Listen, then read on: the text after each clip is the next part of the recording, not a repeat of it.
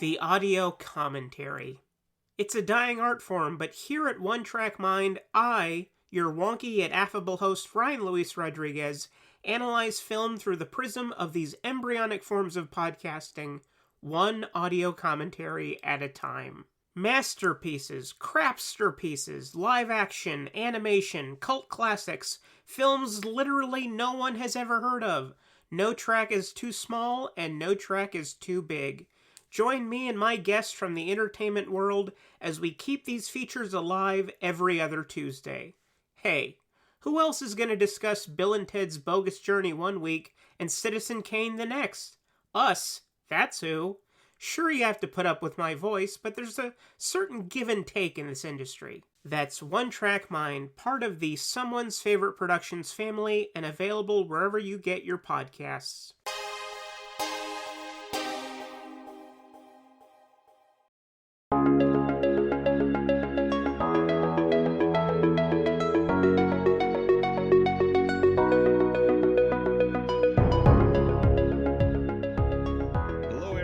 Welcome back to Film Foundations, the collaborative show between Weirding Way Media and Someone's Favorite Productions.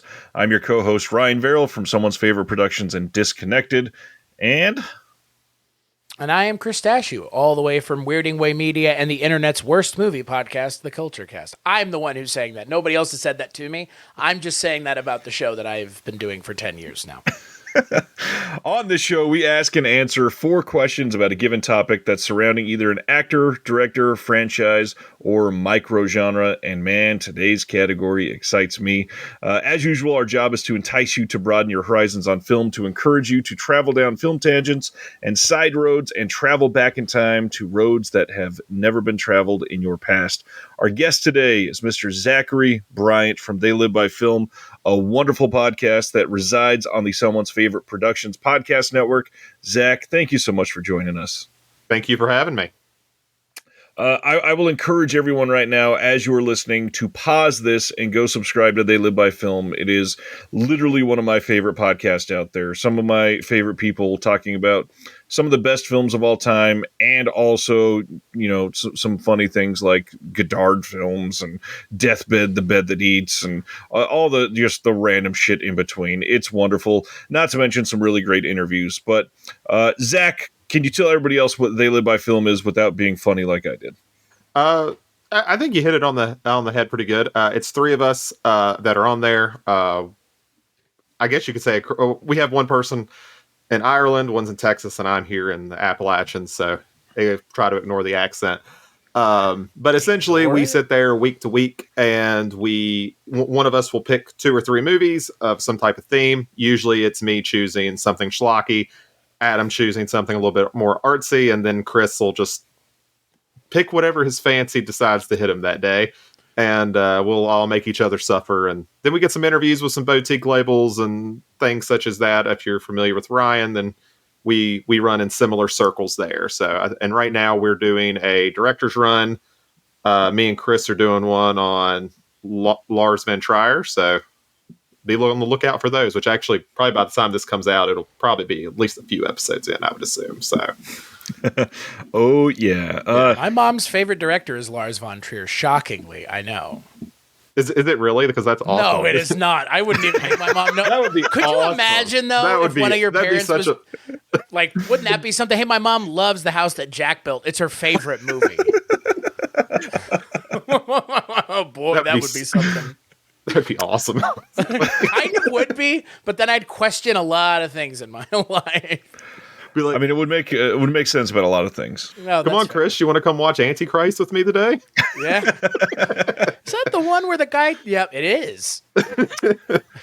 Well, as I said, we always talk about an actor, director, franchise, or microgenre, and today's is a very unique microgenre. And the way that we're going to be titling the episode is Time-Bending Slashers. So, Zach, can you tell us what that means and why this is fascinating for you? So I like slashers in general because I'm real basic when it comes to horror, and I just keep watching them over and over again. But especially in the last few years, there has been this weird fascination, and I think part of it is just slashers trying to stay relevant. They'll play a lot with time, and so as they kept coming out, I kept noticing a bit of a trend, so ended up creating like a list of like 12 that I found on Letterboxd, and they keep coming out. So maybe it'll get a little bit longer, but yeah, it's just they'll take these premises of whether it's fantastically or through a scientific explanation of characters going back in time or dealing with time in a very unique way while it revolves around a slasher film. Are you, I don't think we've ever talked about this, you and I. Are you super into other like time travel type films? No, not really. Really? No, I mean, I'll watch them. I mean, I like Terminator, but you know, it's. I was never a huge Back to the Future type guy or anything like that. So I think they're fine. I'll watch them. Interesting. What about you, Chris? Are you into time travel films? You mean broadly? Yeah. I mean, there's quite a few out there. Yeah, when we were recording earlier today, we brought up Back to the Future. You brought it up like in passing. I mean, that's the one for everybody, right? At least that's the most well-known time travel movie pop culture-wise, right? Right. I like time travel movies. I think now that we're kind of in, and boy, it didn't even take that long, even 5 minutes, and we're here. With something like the MCU again dipping into a well of time travel, I feel like time travel for me is a thing that has gotten overused when we're talking about franchise films, and a lot of them, if there's a sci-fi element in any of these movies, it can be almost like, oh, well, there might be time travel. Oh, they could go back and fix it. I mean, like everybody was joking about that before Endgame came out, and then that's exactly what it was. So I think time travel as a device is overused and used incorrectly. I think if we're talking about movies that have time travel in them, I think they're fun. I just think, again, like in a lot of ways, it takes a lot to really be interesting if we're talking about time travel movies. Yeah, I would agree there. There's got to be something interesting that they add to the conversation, and I think that's kind of where tonight's topic really comes in, because with something like the modern obvious pick here is something like Happy Death Day, when we're playing with the Groundhog Day trope and going into this circular logic of time, and one person realizing that they're traveling through time in a way that they're playing with time, I guess.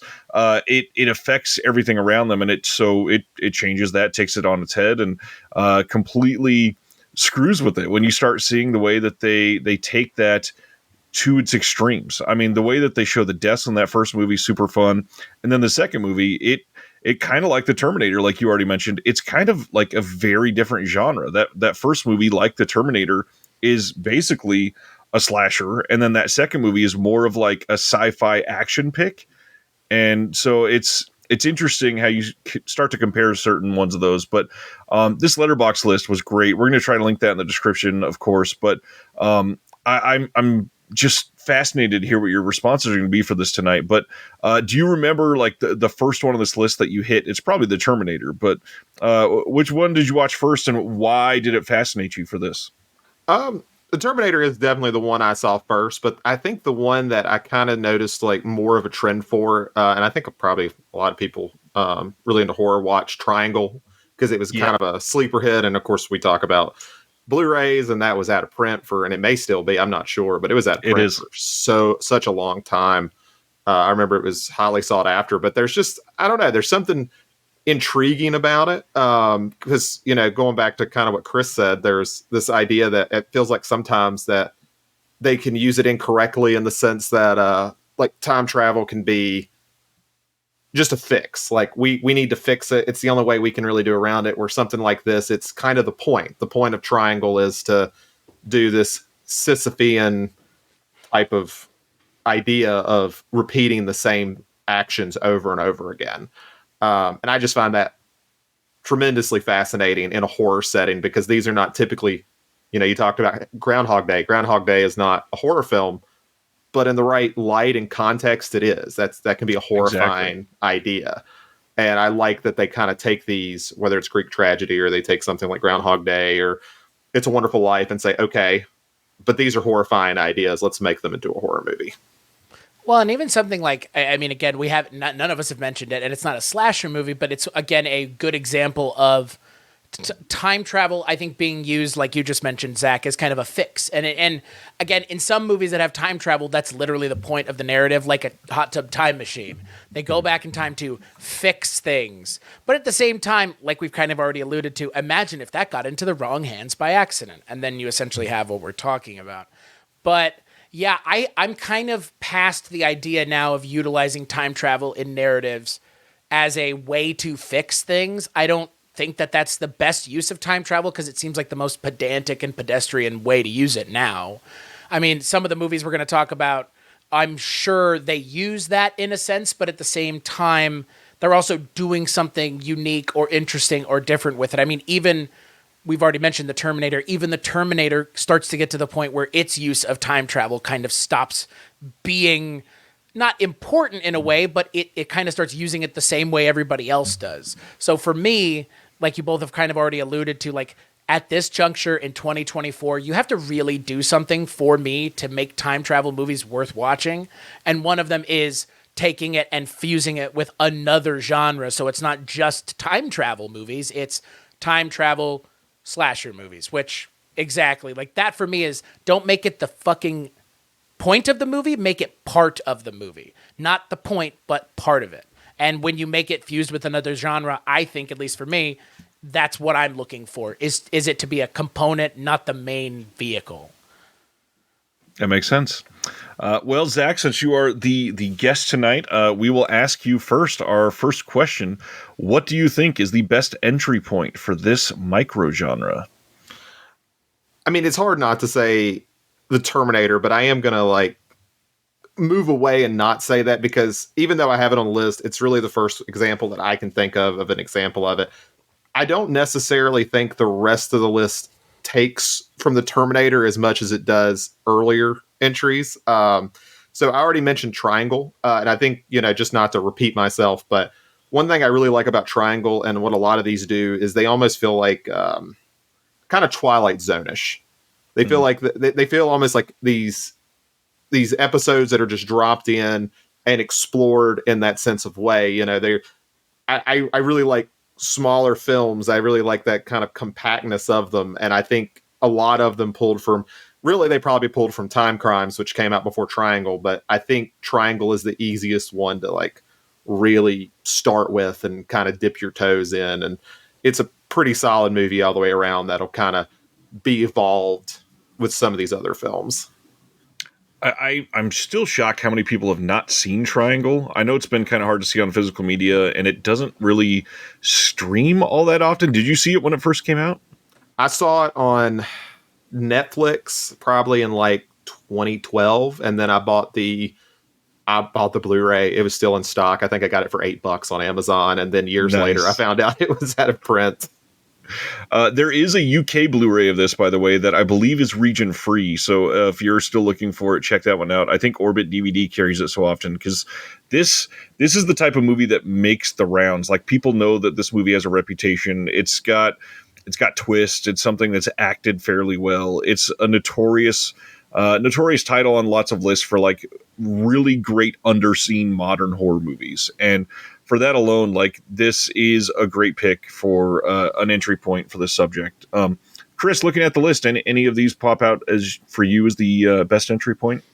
Yeah, I mean, look, I haven't seen Triangle, so maybe it's better than this movie, but Happy Death Day is, I think, for me, the obvious choice here, other than, like you've mentioned, Zach, Terminator, I think, is and Ryan and I in this show have been, I think we've said this a lot more at this point, as close to every episode almost as we've said the MCU.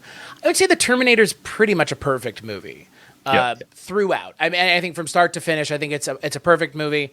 I know that Ryan would disagree with me that it's not, you wouldn't say it's James Cameron's best film. I think you would go with probably Abyss, right? No, actually, I'd probably go with Titanic, actually. Hey, me too. Me too. That's fair. But I think for me, it's James Cameron's only horror movie, which is I mean, like you could say Terminator 2 is, but I don't think that's fair. Terminator 2 is an action movie. It's an action movie with horror elements. But I mean, if we're talking about a horror movie, and I mean, look, we could say Piranha 2: The Spawning. That's also not fair. But I think for me, the Terminator is a perfect movie, and I think it's amazing that it's a James Cameron horror movie because a director of his caliber isn't making horror right now in his career. To make it early on was what he did. But I think for me, it's Happy Death Day because I enjoy that movie immensely. I love everything about the movie. I have not seen the second one for a whole host of reasons, namely because I like the first one so much. I've heard that the second one is vastly different, and so I'm not rushing out to see the second one, but I love the lead. I love the director. The director is also, I believe, the screenwriter on the film as well, if I'm not mistaken. Yeah, Christopher Landon, yeah. Yeah. And, I mean, again, we've talked about it recently on our Scream episode. He was going to be the one that was going to direct Scream 7, which made, I'm sure, we're all nodding our heads here, in agreement that that was something that I was looking forward to immensely because of how much I enjoyed Happy Death Day. And now that's not happening. So I still have Happy Death Day, which is, I don't think it's a perfect movie. It has its issues, but in terms of utilizing time travel in a way that most people can recognize in a Groundhog Day way, but putting it into an interesting narrative around trying to find the person that eventually is going to kill you, I think it's a lot of fun. I do. I saw it 2 times in theaters. That's how much I liked it, and I do not go to the theaters more than once to see things. So, however fun my answer may be, I think it's also a very obvious answer. The thing that I think made Happy Death Day work so much for me, because I'll be honest, I didn't have like the highest expectations. I thought the trailers looked fun enough, and I go see everything in theaters, so it's not like a big entry point for me. But it has a lot of emotion to it. Like there's a scene, I won't spoil anything, but like when she has a conversation with her dad later in the film, I was like, this is kind of getting to me a little bit, like way more than it should for this type of movie. The girl who acts the main character, Tree, she does a fantastic job in it. Yeah, Jessica Roth. I wish she was in more things because she's. I don't know if you can call someone a scream queen from just being in 2 horror movies, but I mean, look, I think her time on Happy Death Day would make a pretty good case for it, and I think the serial killer design in that movie is pretty interesting. I don't know if it's more than just essentially Ghostface but with a different mask, but I mean, again, I enjoy that movie a lot. Yeah, and it comes with slashers. You know, you have to get real creative now when you're trying to create like an iconic look for anything anymore, because I mean, I pick Triangle, and how many times has a baghead killer been used in a slasher movie? It's a lot. Yeah. Well, on the emotional note, I'm going to throw in my pick here because this one's a pretty personal pick. I'm going to go with The Final Girls from 2015 as a good entry point. Not only is this like a really solid horror movie because there's some good scares in there, but also I think it's a good pick for somebody that maybe is hesitant because of the slasher side, because this is a very tame movie. It's very comedic. It's got a lot of like dramatic elements. And so somebody that may not be super into the genre, just hearing time-bending slashers, it might be something that puts you off a little bit. This is one that can appeal to everybody. For those that have never heard the story behind this movie, so it is about a person that has acted in a film like 20 years ago. She's now older and has a child. And in the first just couple minutes of the movie, this is going to sound like a spoiler. It's not. There's a pretty dramatic car crash scene, and the mother dies. And some time passes, and the daughter that was with her, she goes to like a rep screening of her mom's film. And through just some random happenstance, the whole conceit of this film is she gets thrust into this film with her mom as they are showing this movie of her mom. And now her and her friends are living in this movie with her mother. And there's so many aspects of this that hit home for me, because there's, the whole aspect of leaving your legacy in the media that you're choosing for your child, how that affects them. There's the whole aspect of, losing a parent and how that can affect the child. But truthfully, like the personal aspects of this, of the director, of the writer, I think it really comes through in some of the climactic scenes of this film. The director, Todd Strauss-Schulson, was going through the recent loss of one of his own parents, and hearing him speak on that after the fact was super meaningful for me. But you can genuinely feel that in that third act, I think. And so all the dramatic side of that is, to me, just a really appealing way for somebody to try one of these out and probably still enjoy it, even if you don't love the slasher side. There is it the writer that's father is the guy who played Father Karen in Exorcist? Is that the one? Yeah, I believe so. Yeah. So having to like deal with knowing your parent more through the screen and their iconic role is kind of probably a tough thing to deal with anyway. Yeah, Joshua Miller. Yeah, he's Yeah, Yep, yeah. Yep. Ryan, I almost picked the Final Girls for this one. I'll just leave it at that. It's a good pick. Understood. I think it's like I think all three of our picks are solid. Very, very solid. You could not go wrong with any one of these picks. Yeah, I think it appeals to different types of people too. I think Zach's pick is for people that are a big fan of like horror movies already, because Triangle's pretty deeply in that side. And then the Happy Death Day, that kind of appeals to like a few different things, like the sci-fi crowd more so, and very much on the comedy side too. And then Final Girls is just like if that's not really your thing for horror, this might be one that you like the most because it's pretty tame in general. It has the saddest striptease in any movie ever. And who doesn't love Taissa Farmiga and stuff? Speaking of someone who is, I think, a scream queen in their own right at this point, along with their sister, which is, pretty great. So, Which one Doing played pretty in The great. Nun? Taissa. Is it her? Okay. Yeah. Yes. Okay. I thought so. But then technically, I mean, technically. Oh, yeah. That's right. That's right.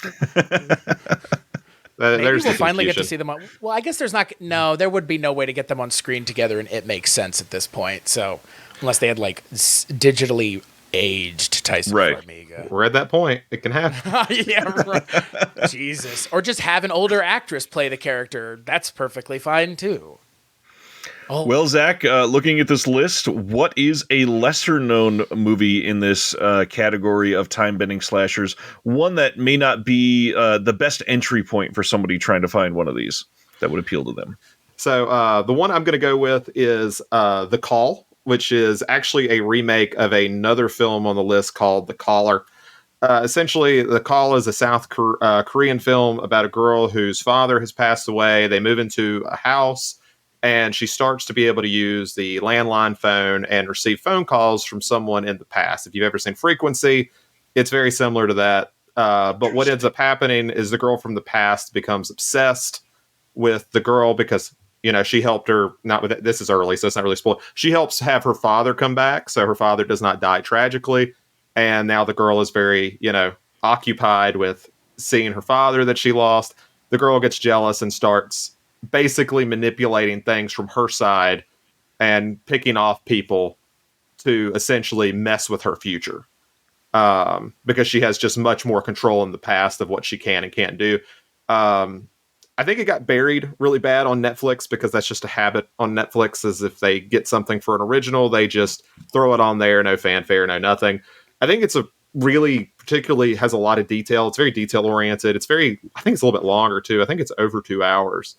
And of course, with it being foreign language, that can kind of be a turnoff for people. But I think it's really just a very fun experience to go through, especially if you like the things like Frequency, or if you've seen The Caller by any chance, which is also really good, very similar premise. But yeah, that would be my pick. I had never even heard of The Caller or The Call before I saw him on this list, and now I am dying to see this because I loved Frequency, and then reading your review and the first line was like, I loved Frequency. He's like, well, shit, I trust Zach. Now I got to go watch these. Chris, have you seen these? I have not. This is one that's definitely going to have to go on the top of my list. And you said it's a little bit longer. Honestly, the South Korean horror movies of the last handful of years, those have tended to be a little bit longer, but they seem to always hit perfectly. They're just really great right now.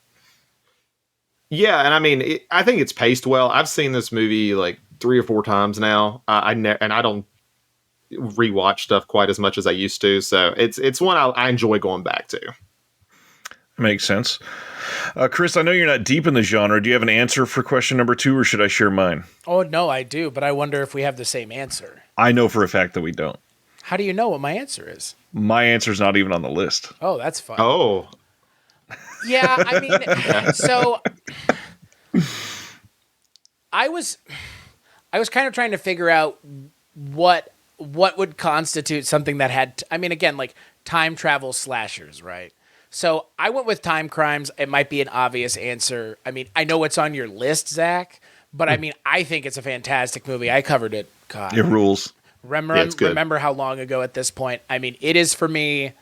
I mean, It for me is a very specific kind of horror movie, but it's a kind of horror movie that I appreciate, which is one that does not hold the audience's hand at any stretch of the imagination. It is a lot as a movie, and I don't know, I enjoy it. And like you mentioned, Zach, with your pick, it's a foreign language film, so I know that there's already a hill for some people to climb up who are, not fans of reading, I guess. I don't know. I mean, again, I cannot abide not watching movies with subtitles or foreign language films. If that's something you're not into, well, okay. So me, Timecrimes, that's my answer. Ryan. Before I answer, Timecrimes is one of the most stylish films on this list, and if you have not sought this out before, you absolutely need to. Timecrimes is it. Pardon the pun here, but it is a crime that it's not seen as much as it is. I don't know what about it is not appealing. I don't know if it's just the lack of marketing or whatever. This movie is certainly something that after listening to this, you should probably go put it on your list because this movie is great. I think the only time it ever gets brought up when I say, because the reason I found it was because people said, hey, if you like Triangle, you should see Timecrimes. It came out a couple years beforehand. So it's always in the relation to, hey, you like Triangle? Watch this. It's never kind of on its own footing. Exactly. Like. Yeah, that makes sense. And that's funny because of what we're going to talk about in question number 4. But on this one, my pick, and you kind of got to stretch the definition of time-bending slasher ever so slightly, but this one is a really interesting movie that I saw either last year or the year before for the first time, and it is 1979's Time After Time. Have either of you seen this movie? Yeah, I have not. Interesting choice. I will give you credit for picking something that's not on the list that good, because that's a good choice, my friend. So, Time After Time is about H.G. Wells and his time machine, and something is happening in London where he is meeting with a bunch of other scientists, whatever, and something happens, and Jack the Ripper himself runs over to the time machine, and they both end up traveling in time ahead however many years, and ending up in San Francisco. And they are in San Francisco in modern time when this comes out, and H.G. Wells is chasing down Jack the Ripper to try to stop his reign, essentially, as a serial killer. And this is such an odd conceit on the genre. Like, nothing about this makes a whole lot of sense. The fact that they jump on a time machine in London in whatever year it was, and they end up in San Francisco randomly in 1979 is weird enough. But then this movie gets weaved into with like this really fun romantic story between Malcolm McDowell and Mary Steenburgen, who's great in this. And the big thing, David Warner is the villain here. He is the one that's playing Jack the Ripper. And as they are traveling through modern day San Francisco, there's some funny situations with them not understanding modern age, but then it's the fact that this guy's a serial killer and you're chasing him around San Francisco and trying to make sure that he's not just randomly killing people. So this movie's kind of odd. I'm glad that it was one that was on your list and one that I liked, and that one that hopefully we can add to your list after you watch it if you think it fits the criteria. But this movie, I feel like nobody talks about in 2024. I think there's a Warner Archive Blu-ray out there. I'm not sure if it's streaming, but this movie is one that you'll appreciate for a myriad of reasons. One, if you like Back to the Future and the whole trilogy, it's Mary Steenburgen dealing with time travel before she was in Back to the Future Part 3. It's just incredibly acted. I mean, the 3 leads. We got Malcolm McDowell, David freaking Warner, and Marion Steenburgen. Like, that's an incredible ensemble. And yeah, it's an odd story. It's not a perfect movie by any means. There's a lot of conceits that you got to deal with the logic not entirely working. But man, is this one good? What do you think about this one, Chris? I enjoy this movie a fair amount. I had only seen it recently too at the suggestion of the projection booth's own Mike White, because he's a fan of it. And I mean, again, like, how could you not be, given who plays Jack the Ripper? And again, given who plays H.G. Wells. So yeah, no, I enjoy the movie immensely. You're right. Not a perfect movie by any stretch of the imagination, but what a concept for a movie. Right. You know, and as someone who has spent the better part of the last 5 years doing true crime and true crime adjacent stuff, who else doesn't like a Jack the Ripper thing? Like, there's not enough Jack the Ripper stuff, and the stuff that there is out there is just like Jack the Ripper period piece, as opposed to how do we get Jack the Ripper into modern day times? That's a real question everybody should be asking. So yeah, no, I enjoy it. I'm glad you brought it up, because I guess, well, I think it's fair that it's on this list. I think it being a slasher might. It's a tiny bit of a stretch. It's a bit of a stretch, but given that I guess between Zach and I could only give a reading on the field on this one, I think it's still fair. But you're right. Like, at least you understand, like, it's not that it's not a slasher. It's just that's not the point of the movie in a lot of ways. It's just it's part of it, which is perfectly fine. That's what makes it interesting to me. It's a fish out of water story about a serial killer in San Francisco in 1979. And honestly, there's like, I find it very fascinating, slashers that kind of came out between Halloween and Friday 13th, because it's such a small margin. It's only 2 years, but they are some weird ones. Like, I think of like Tourist Trap. That is such a wild, like, slasher movie because like the conventions haven't been established yet, not fully, and haven't been cliched to death with the Friday the 13th series and Nightmare on Elm Street and everything else. So yeah, I'm very fascinated and curious to watch this one. Strongly suggest you seek it out. It's underseen, but it is so worth it. You mentioned Tourist Trap. I adore Tourist Trap. What do you think of the fact that Barbara Crampton is producing a modern Tourist Trap that I think it was announced by Bloody Disgusting as being a remake, but then she made a video that made it seem like this is just going to be a legacy sequel of... I hope it's a legacy sequel because like House of Wax exists. Like the 2005 House of Wax is a remake of Tourist Trap. Way more than actual House of Wax. And that House of Wax movie's not bad.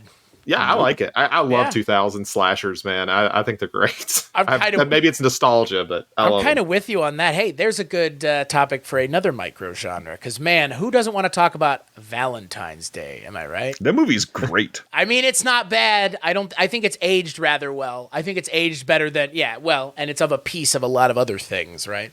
Yeah. And I wouldn't be interacting with Ryan unless I brought up that the Black Christmas 2006 is fantastic, and I will fight anyone on that forever. I mean, you're not wrong. You are not wrong.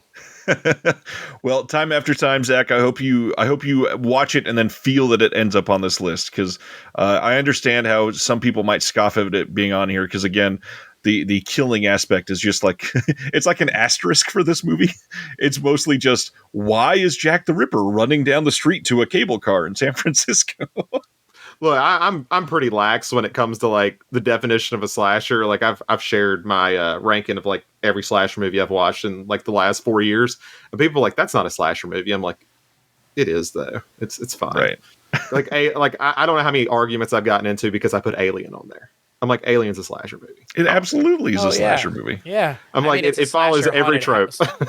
It's more of like a slasher meets a haunted house movie, too. Yeah. Like, yeah. Oh, someone fights you on Alien being a slasher? Jesus. More than any other. I get more people say Terminator makes sense, but that's the one I'm like, maybe that's stretching it a little bit because he's mostly using guns and stuff, but I'm like, I feel like it fits. But no, Alien, they're like, no, not a slasher movie. I'm like, okay. He's using his second jaw. That's why. Because it's so different. Yeah. Well, that leads us to our third part of the discussion, and dying to hear what you say about this one, Zach. The question is, what is the biggest impact that time-bending slashers has had on pop culture, in your opinion? I think when you see a lot of stuff like, just to go back to the list for a second, because I've went off time after time. I mean, when you see things like we talked about, like Happy Death Day, we've talked about, I don't know if I've mentioned, but It's a Wonderful Life is on here. You have Triangle, which is like a Greek tragedy story, that type of thing. I think it does have this encouragement to go seek out what they're referencing, because a lot of these naturally by design are a little bit more meta narrative. They're a little bit more deconstructions of like what slashers are. You look at Final Girls, it's a lot more of a deconstruction of like the summer camp slasher, Friday 13th, Madman, whatever you want to go with, whatever your poison is. And I think it can help people kind of seek those out a little bit more, just because the slasher film has been kind of forced to evolve to stay alive, because the 2010s were kind of a rough time for slasher movies, in my opinion. There just wasn't a lot of them, and they're kind of hitting more of a stride again. And I think it's because of things like that. Interesting. What about you, Chris? I mean, I think we've kind of talked about it a little bit already, but I think the obvious answer is The Terminator, which is a series and franchise that is we mentioned it on our Alien episode. It may not continue to persist. It might be a dead franchise for all I know. It kind of feels like it. But I think for me, if we're talking like what is the biggest effect time-bending slashers have had on cinema, it's really introducing us to the Terminator character. Because for me, like, I mean, that's the one, like, you kind of already mentioned, Zach, like, some people might not even think of it as one, but I think it exists firmly within the camp of slasher. And, yeah, I mean, look, the Terminator 1 and 2 are pretty good. Beyond that, your mileage will vary. That pause, I was sitting there like, which one is he going to name after 2? Like, I'd love to know.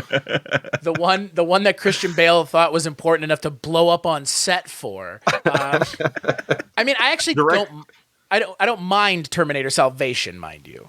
So, I mean, I couldn't imagine being on like a Mick G set and saying this is what it's worth getting mad over. Yeah. A Mick G film.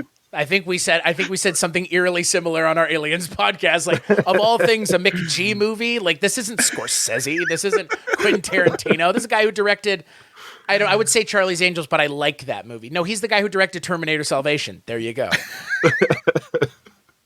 Yeah, I mean, Terminator for me is a franchise that is important. There was a ride at Universal Studios. There have been all kinds of things. It helped continue to, and I think, I mean, if you look at it, it really helped put Arnold on the map too. I mean, in a big way.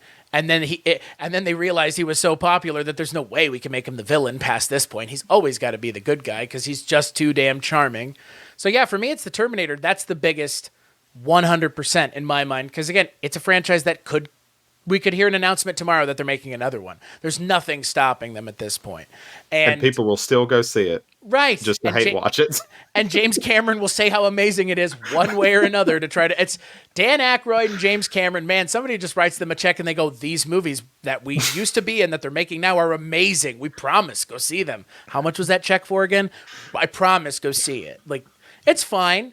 But you're right, Zach. Like, people will still go see it because it's the Terminator. And I think that speaks volumes to the Terminator's ability to permeate pop culture in a way that I'll Be Back is said in plenty of things that aren't the Terminator, including all of Schwarzenegger's movies anyways at this point.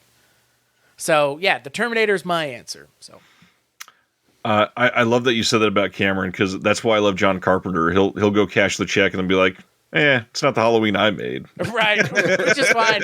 I mean, there's something to be said for that, too. Just cashing and then being like, just kidding. Right.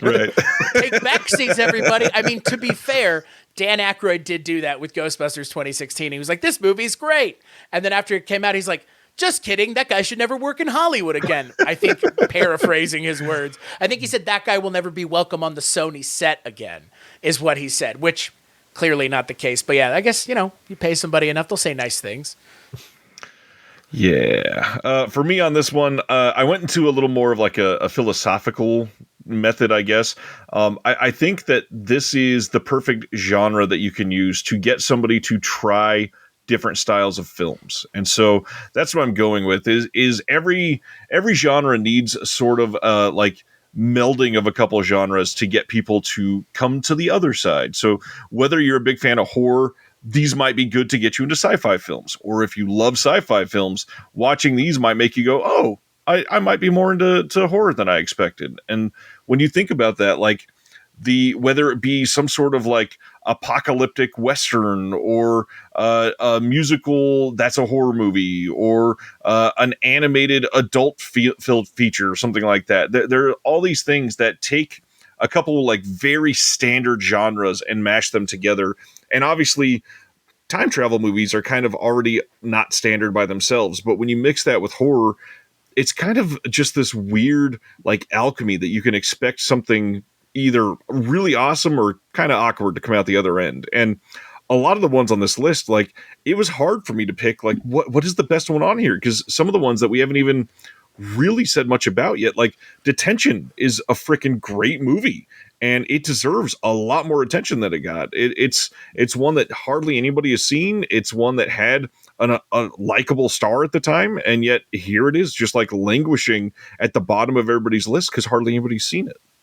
And it's one where, like, if I ever wanted to describe to someone what ADHD probably looks like on film, I'd be like, just watch Detention. It is, like, high-paced all the way through. Yeah, that makes sense. Another one that we haven't mentioned at all, Zach, I would love, because I know how much you love this movie. Can you just spend a few minutes speaking on Fish and Cat? Because that movie, first off, nobody has seen it, and second off, it maybe is the highest quality movie on this entire list. Funny enough, like when the number 2 question, I originally had Fish and Cat as my answer, and I actually changed it because I was like, I bet Ryan will mention it. Which thankfully, I'm glad you mentioned a movie I have not seen, so that worked out. But Fish and Cat is just like such a cool movie. For anyone who isn't familiar with it, it came in a box set from Deaf Crocodile. Ryan, you know how bad I am with pronouncing. Sharam Mokri. Sharam Mokri set where he is currently made for, I think he's actually getting ready to make his 5th, or he's currently, or he's finishing up his rumor. 5th. Yeah. So one thing he likes to do, I haven't seen all 4. I've seen Fish and Cat and I've seen Invasion. He likes to do this idea of one-take films, but they are told in a non-linear style. So you go from person to person, if it's switching perspectives, if it's doing that, but you're getting the information completely out of order. It is incredibly impressive to watch. But essentially the movie is, I think they describe it on the back, it's like Texas Chainsaw Massacre, except for you don't really see anything. You're seeing this from the people who, there's like these bad people out in the woods, and you just see these people who are walking around. They're talking about the drama. They're talking about things they've seen nearby. They're talking about this kite festival they're part of.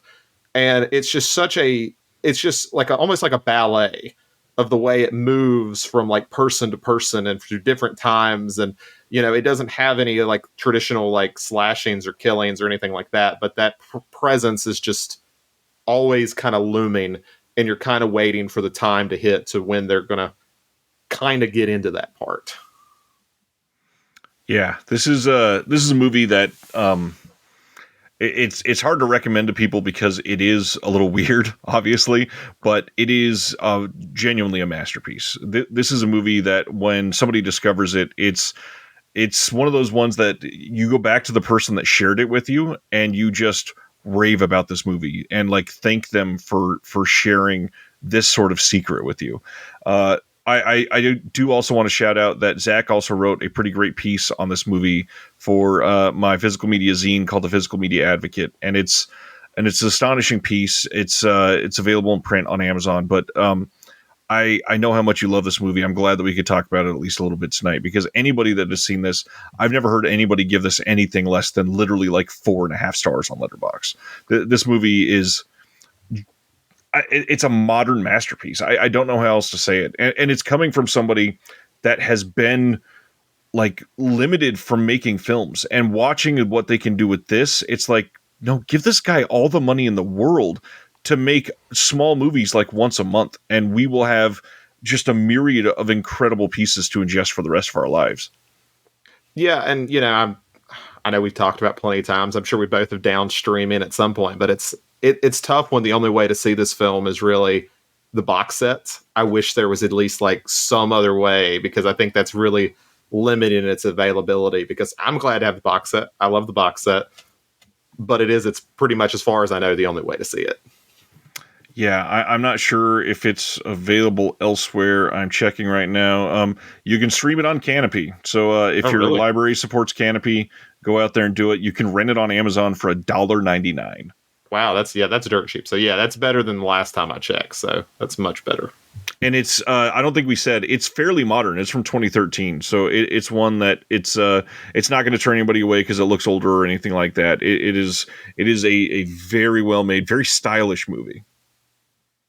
Yeah, like the colors really pop because it's so dreary. Like the whole thing is, I guess how I would expect London to look, but these colors of the kites and everything just pop so much. And then the other one, I've not seen Totally Killer yet. That's on the list. How do you feel about that one overall? I think it's fine. I mean, it kind of feels a little bit redundant when it's surrounded by, it's after the Happy Death Day movies. It came out in the same year. It's a Wonderful Knife. I do think it's better than It's a Wonderful Knife, but it does feel a little retready. I think you've kind of got to. It's doing like it's doing some 90s nostalgia, but it's still in the late 80s. So, if you're kind of tired of that, it's kind of a tough sell. But I mean, it doesn't glamorize it as much as a lot of 80s nostalgia tends to do.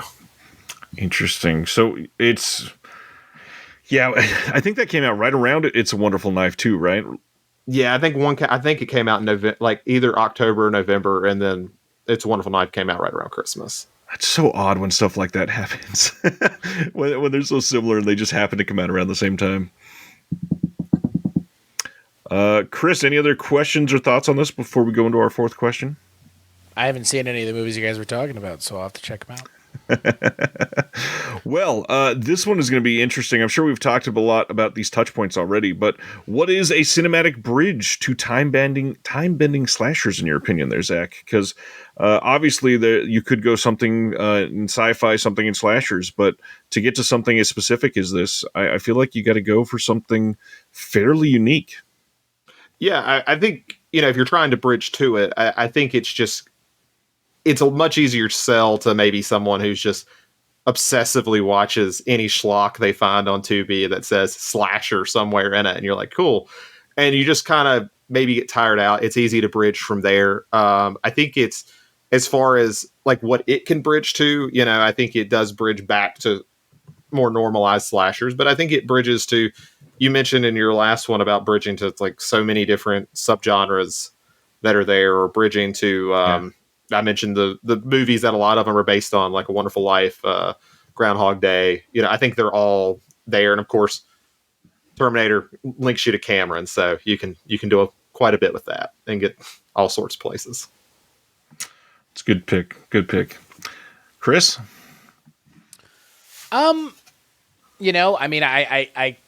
I think I agree with Zach. I mean, I think if you're a fan of slashers, you should check these movies out. And I think if you're a fan of time travel movies, you should check these out. And I think that those two groups will get enough out of most of these movies to be satisfied either way. I mean, maybe one will be a little bit more satisfied with one movie over another just because one leans harder on the time traveler slasher thing more than the other. But for me, I mean, again, I think those two main genres are, if you're a fan of either the main genres, this is a very good subgenre or microgenre to go into and kind of see what you like and what resonates with you. Because I haven't seen a whole lot of the new stuff. I haven't seen It's a Wonderful Knife. I haven't seen what's the 80s one called? Totally Killer. Totally Killer. I haven't seen either of those, and they've been on my list of things to watch. So I don't know. I mean, like you both have mentioned, like these kinds of movies don't come out any with any amount of frequency.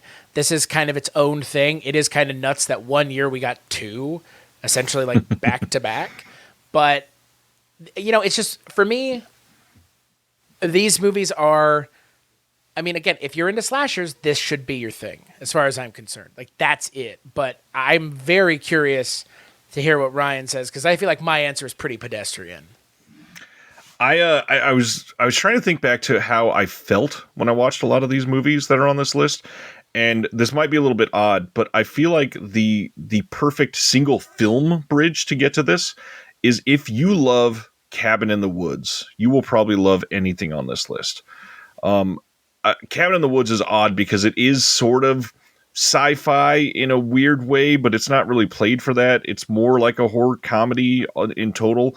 But when you think about it, there are a lot of elements about it that make it a sci-fi film in a couple different ways. I mean, the fact that we have essentially a god controlling this entire situation, and the end of the film is the end of the world, as far as we know, it leads to these thoughts that, it could be something that you view in this bottle of, sure, it is basically a on the surface horror movie, but the way that they're playing with technology in this, the way that they're playing with the viewer's expectations, I feel like it takes you for a ride that a lot of the films on your list specifically, Zach, it takes you for some similar rides. I don't know that I've ever talked to either of you about Cabin in the Woods much. Zach, how do you feel about Cabin in the Woods? Oh man, this is going to be awkward. I don't like Cabin in the Woods. No, I get that. Yeah.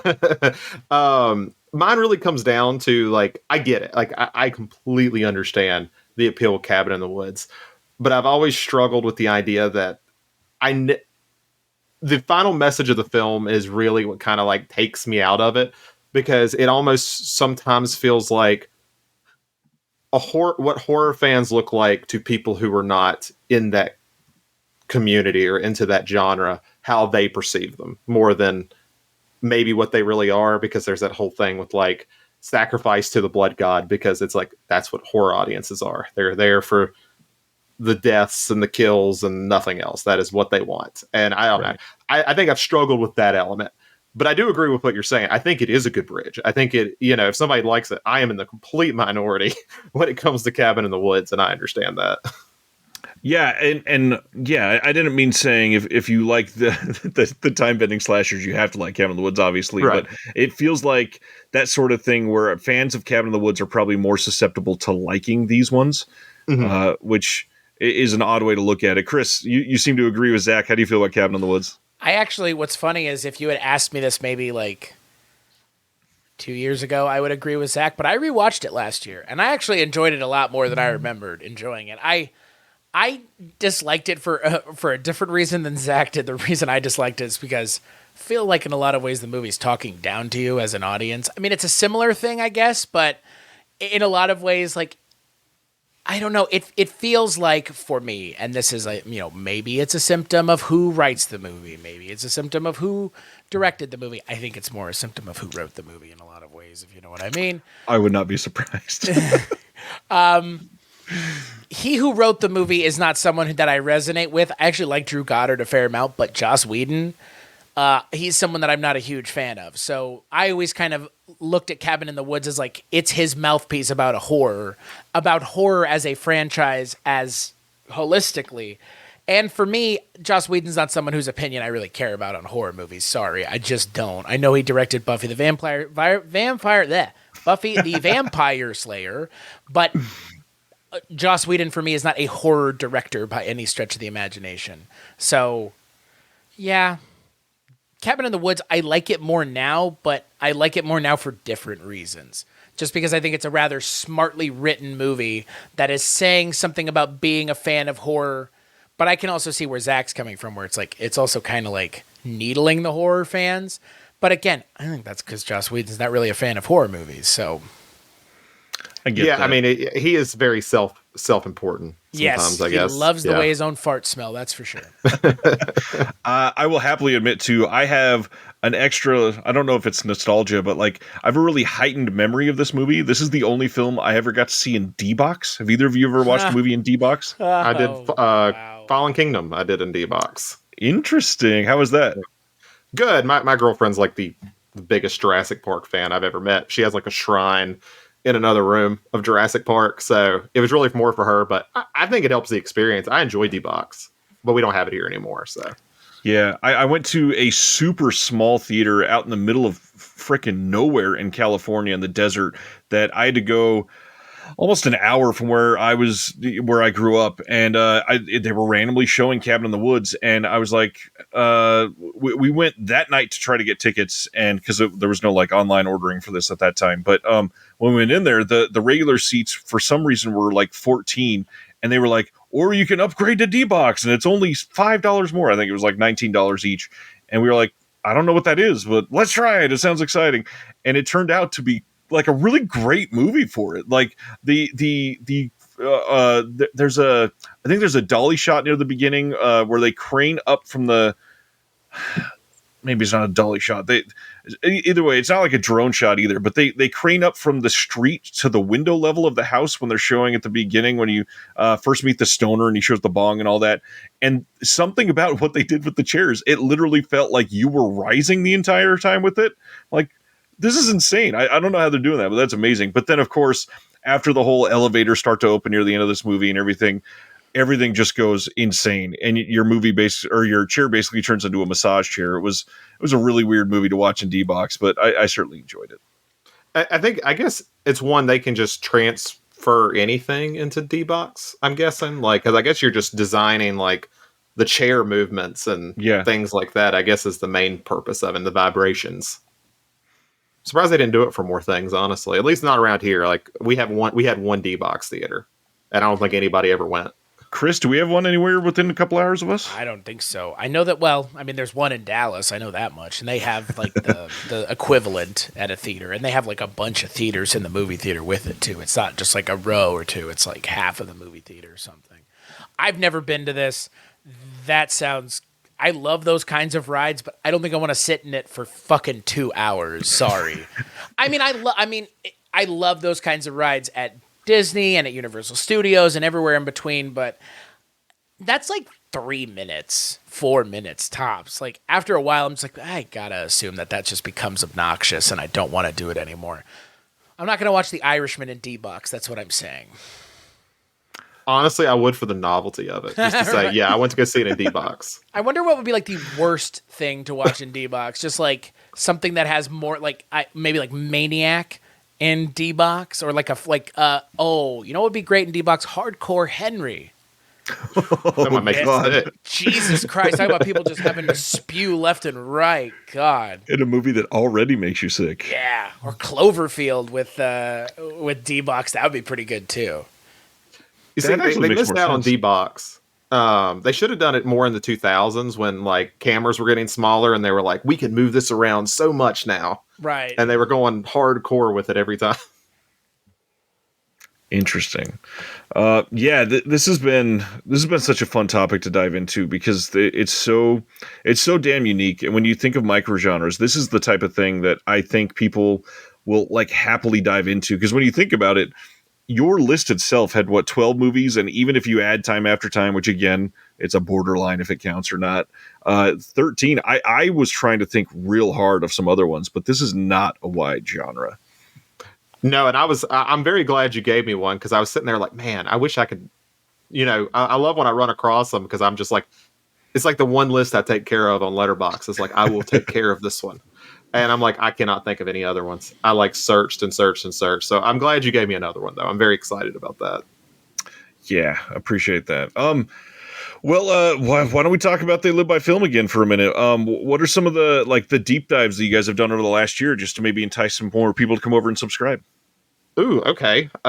So we just finished our Kubrick run. So if you want something like you're going through his films or anything, I think our series on that was a lot of fun. I really enjoyed doing it. And I think it's a nice unifier. Like, as different as our opinions are, I don't know, most people like Kubrick, or at least like enough Kubrick films. It's going to be a lot different that me and Chris went to Van Trier, so that's a little bit different. But beyond that, we had plenty of interviews. I actually will talk while I sit there and try to figure out which interviews we've done most recently. But today's was Sam Deegan. Yeah, see, you know better than me, and that's sad. I feel real sad now.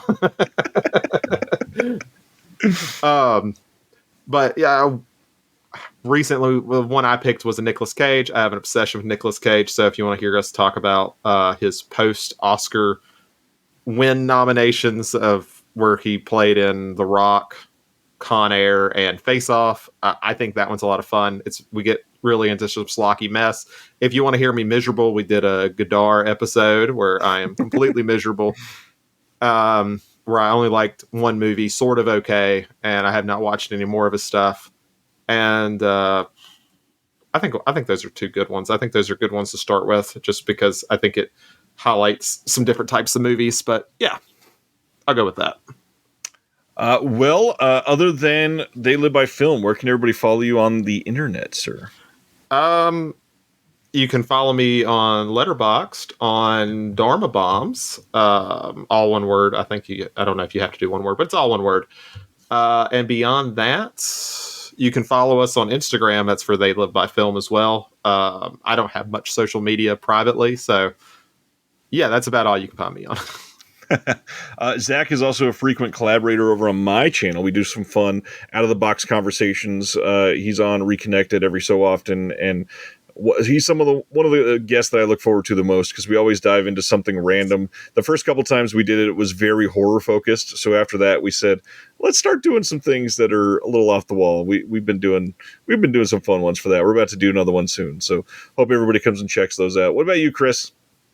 As always, you can find me over at weirdingwaymedia.com, where this show and so many other fantastic shows can be found, including the ones that I work on. But I always like highlighting the things that I don't work on, because I think they're pretty amazing on their own. The Feminine Critique, 80s TV Ladies, the award-winning podcast, 80s TV Ladies, and Filmentary, The Projection Booth. I could keep going, but I think you should just take your fingers, type in Weirding Way Media on whatever keyboard you're sitting in front of, and listen for yourself. What about you, Ryan? Everywhere under the Disconnected and Someone's Favorite Productions. There's lots of stuff coming out over this next year that, whether it be physical media or a zine called the Physical Media Advocate, or who knows what other idea I'm going to throw out there next, and hope to God that it's successful. So we'll see. Looking forward to all those. Zach, thanks for doing this. Hopefully we can have you on again, because one of the other topics that you hinted at, I'm dying to have you on for it. So we'll look to get that scheduled for the next couple months. Well, thank you guys for having me. I very much enjoyed this. It was a lot of fun. I'm glad. On that note, we hope... Hello, this is Chris Haskell from They Live by Film. For those that don't know us, Adam, Zach, and I, we built a podcast over the last 2 years that's a combination of film discussion from 3 very different perspectives, as well as industry interviews with the leaders in boutique Blu-ray and 4K community. We started with Deaf Crocodile, but over time we've been lucky enough to speak with Arrow Video, Severin, Mondo Macabro, Vinegar Syndrome, Radiance, Indicator, most of the OCN partner labels. It's been a blast. You can find us wherever you podcast, and also actually recently as part of Someone's Favorite Production Podcast Network. We hope to see you online.